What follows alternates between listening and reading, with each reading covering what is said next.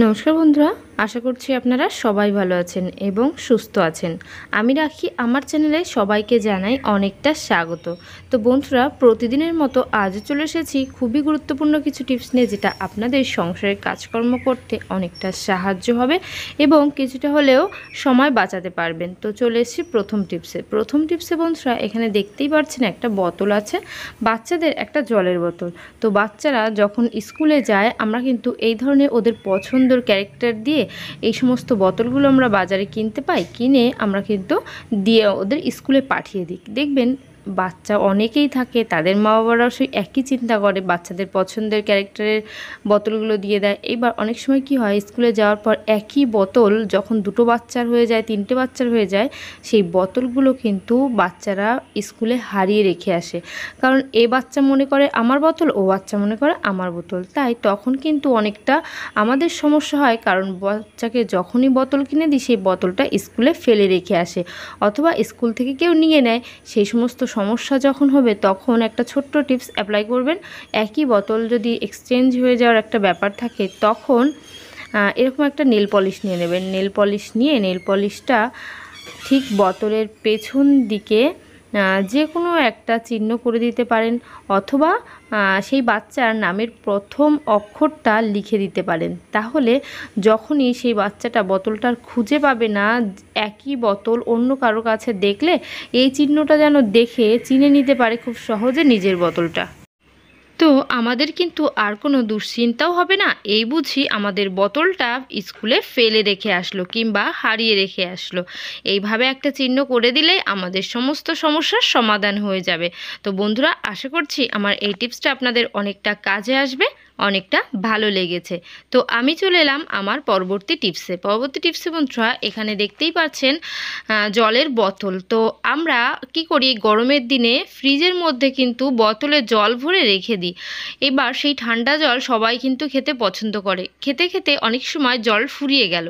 বাড়িতে যদি কোনো অতিথি আসে, কিংবা আমরা বাইরে থেকে রোদের মধ্যে থেকে বাড়ি আসলাম ঠান্ডা জল খাবো, তখন যদি আমরা ফ্রিজের মধ্যে কোনো ঠান্ডা জল না পাই, তখন কিন্তু অনেকটাই সমস্যা হয়। আর এই জল নিয়ে আমরা যখনই ফ্রিজের মধ্যে দিই, আমরা কিন্তু জানি সঙ্গে সঙ্গে কিন্তু সেটা ঠান্ডা হয় না। ঠান্ডা হওয়ার জন্য কিছুটা সময় কিন্তু দিতেই হয়, তাই আমাদের কিন্তু অনেকটা সমস্যা হয় তখন। তাই ছোট্ট একটা টিপসের মাধ্যমে এই সমস্যার সমাধান পেয়ে যাবেন।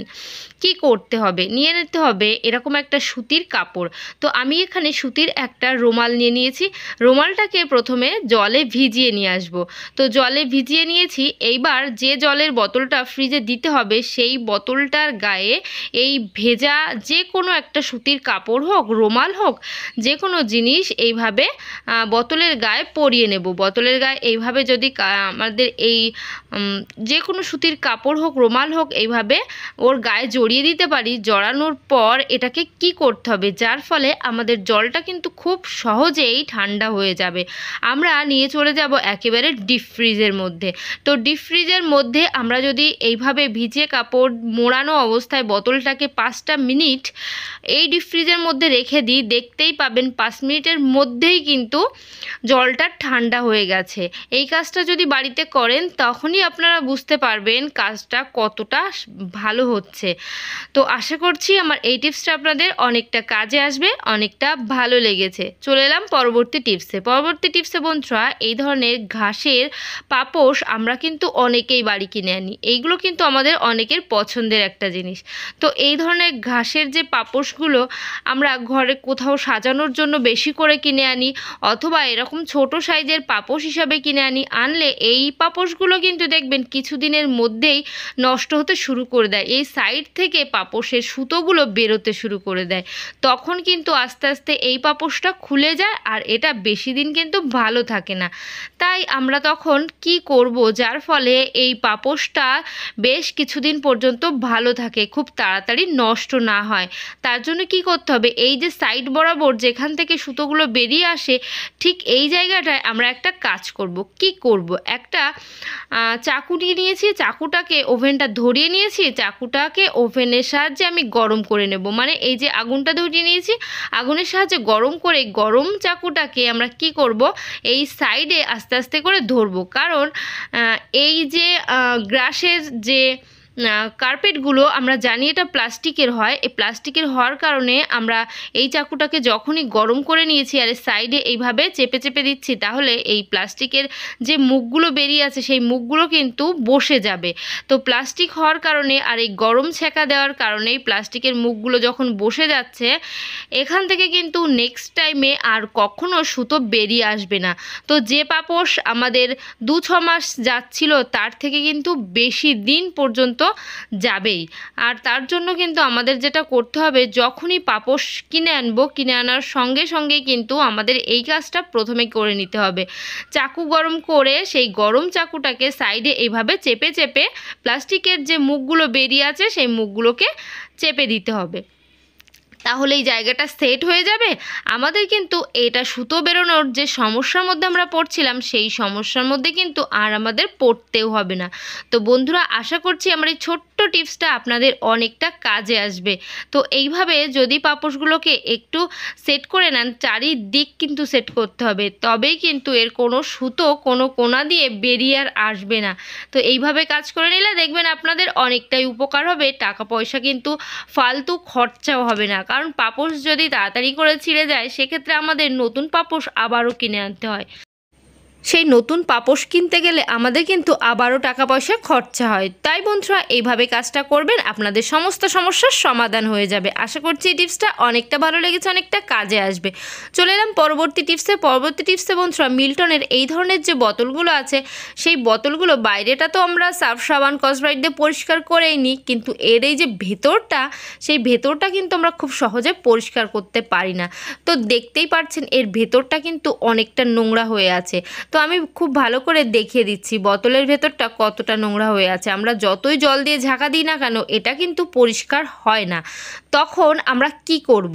ছোট্ট একটা উপায়ের মাধ্যমে এই ধরনের বোতলের ভেতরটা আমরা পরিষ্কার করে নেব, যার ফলে জীবাণুমুক্ত হবে। যেহেতু বাচ্চারা এটা ইউজ করে বেশি, সেই বাচ্চাদের কিন্তু কোনো জীবাণুযুক্ত জল আর খেতেও হবে না। নিয়ে নিয়েছি এখানে চাল। হ্যাঁ, প্রতিটা দিন আমরা যে চালের ভাত খাই সেই চালই নিতে হবে। চাল নিয়ে কিছুটা চাল এইভাবে কিন্তু বোতলের মধ্যে দিয়ে দেব। এইবার এই বোতলের মধ্যে চাল দিয়ে দিলাম, আর দিয়ে দিতে হবে কিছুটা পরিমাণ জল। তো কিছুটা পরিমাণ জলও আমি বোতলের মধ্যে দিয়ে দিচ্ছি। এইবার কি হবে, চালের ফলের ভেতরের যে নোংরাগুলো উঠে যাবে। আর দিয়ে দেবো একটু কোলগেট দেওয়ার কারণে এর ভিতরে যদি কোনো দুর্গন্ধ হয়, সেই দুর্গন্ধগুলোও কিন্তু শেষ হয়ে যাবে, আর কোনো দুর্গন্ধ থাকবে না। দেখেন বন্ধুরা, এই বোতল কখনোই কিন্তু সার্ফ সাবান দিয়ে পরিষ্কার করবেন না, তাহলে বোতলের মধ্যে খুব বাজে একটা দুর্গন্ধ তৈরি হয়। তার থেকে কোলগেট দিয়ে এইভাবে পরিষ্কার করে নিলে তাহলে কিন্তু বোতলটা খুব সহজে পরিষ্কার হয়ে যাবে, এর মধ্যে কোনো গন্ধও হবে না। এবার আমি এটাকে ঝাঁকিয়ে নিচ্ছি, ঝাঁকিয়ে নিলেই দেখবেন বোতল একেবারে পরিষ্কার হয়ে গেছে। তো এর মধ্যে যেহেতু আমি চাল দিয়েছি, চাল দেওয়ার কারণে ভেতরে যদি কোনো নোংরা থাকে সেগুলো উঠে যাবে, আর কোলগেট দিয়েছি যার ফলে বোতলের মধ্যে কোনো বাজে দুর্গন্ধ জীবাণু থাকলে সেগুলো একেবারে মুক্ত হয়ে যাবে। জীবাণুমুক্ত বোতল আপনারা পেয়ে যাবেন। এবার এটাকে আমি কিন্তু প্লেন জলে ধুয়ে তারপর দেখিয়ে দেব ভেতরে কতটা পরিষ্কার হয়েছে। তো এবার আমি এটাকে ধুয়ে নিয়ে আসছি। ধুলেই কিন্তু আপনারা বুঝতে পারবেন বোতল অনেকটাই পরিষ্কার হয়ে গেছে।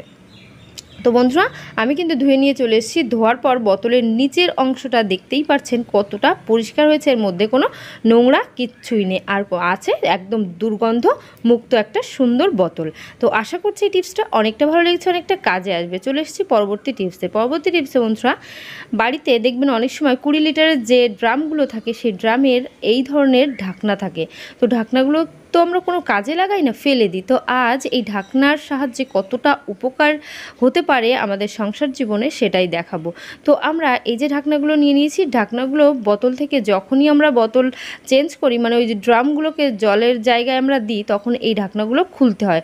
খুলে এই যে ঢাকনার কাজ কি, তো এখান থেকে 4টে ঢাকনা আমি নিয়ে নিয়েছি, নিয়ে সোজা চলে যাব রান্নার জায়গায়। তো দেখবেন অনেক সময় আমরা যখন গ্যাসে রান্নাবান্না করি, ওভেনে রান্নাবান্না করার পর সেই রান্নার যে জায়গাটা, মানে ওভেনটা পুরো তেলচিট হয়ে যায়, নোংরা হয়ে যায়। তো এই যে নোংরাটা আমরা কিন্তু পরিষ্কার তো করেই নিই একটা কাপড় দিয়ে, সার্ফ সাবান দিয়ে অথবা আটা দিয়ে, পাউডার দিয়ে, যে কোনো জিনিস দিয়ে আমরা ওভেনটা পরিষ্কার তো করেই নিই। কিন্তু এই যে ওভেনের নিচটা, স্ল্যাবটা কিন্তু পরিষ্কার করতে গেলে সমস্যা হয়। কি সমস্যা দেখবেন, এই যে গ্যাস ওভেনটার এই যে পায়াগুলো আছে রাবারের হয়, সেই রাবারগুলো স্ল্যাবের মধ্যে কিন্তু সেট হয়ে থাকে। তো যখনই আমরা এটাকে টানতে যাই, টানলে কিন্তু এই জায়গাটা খুব একটা ভালো আসতে চায় না স্মুথলিভাবে, তখন অনেকটাই সমস্যা হয়। কারণ স্ল্যাবটাকে পরিষ্কার করার জন্য কিন্তু ওভেনটাকে সামনের দিকে নিয়ে আসতে হয়, পেছন দিকে নিয়ে যেতে হয়, তখন আমাদের যে সমস্যা হয় সেই সমস্যা থেকে কিভাবে রেহাই পাবো। নিয়েছি এই যে ড্রামগুলো, জলের ড্রামগুলোর যে ঢাকনাগুলো, সেই ঢাকনা তো ফেলেই দিতাম, ফেলে না দিয়ে সেই পায়ার নিচে এই রাবার হওয়ার কারণে তো আসে না, সামনের দিকে পেছনের দিকে যায় না, তাই এই যে ঢাকনাটা আমরা যদি পায়ার নিচে এইভাবে 4 কোণায় 4টে ঢাকনা দিয়ে দিই, তাহলে দেখবেন খুব সহজেই কিন্তু আমরা এই কাজটা করতে পারছি। এর জন্য কিন্তু কোনো সমস্যা হচ্ছে না, স্ল্যাবের মধ্যে পায়াটা আটকেও যাচ্ছে না।